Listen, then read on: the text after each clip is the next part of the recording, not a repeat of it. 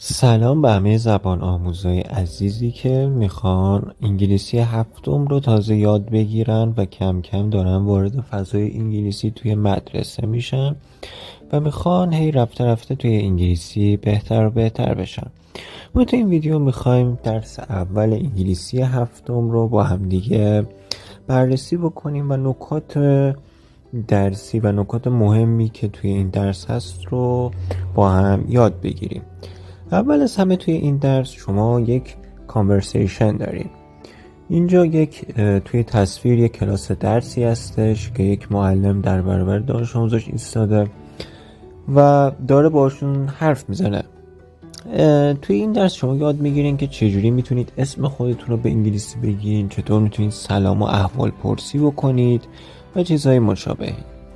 پس با هم دیگه بریم این مکالمه رو بشنویم و بعد درباره بخش‌های مختلفش حرف میزنیم. خب اول دقت بکنید که جایی که نوشته تیچر اون جایی است که معلم داره حرف میزنه، مثل خط اول ببینید با قرمز نوشته تیچر و تو خط دوم با قرمز نوشته students و اونجا دانش آموزا دارن حرف میزنن. تیچر یعنی معلم، students یعنی دانش آموزا. Hi class.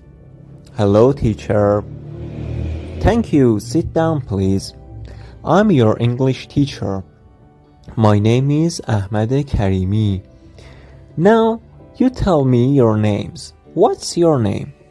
My name is Ali Mohammadi. How are you, Ali? Fine, thank you. And what's your name? My name is... خب اینجا تو آخر میبینید نقطه چین گذاشته. شما میتونید اسم خودتون رو مثلا اونجا بنویسید و یا هر اسمی که تو کلاس حالا دانش آموزای مختلف میتونن بنویسن.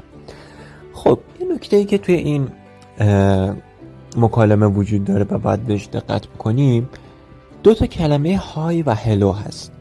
های و هلو جفتشون به معنی سلام کردنه و شما میتونید تو مکالماتون ازشون استفاده کنید.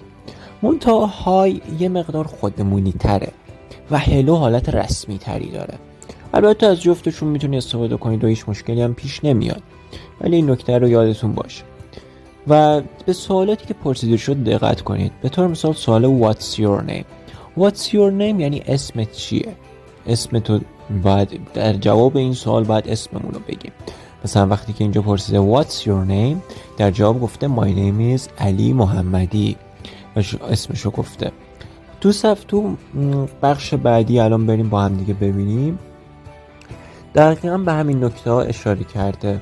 در جواب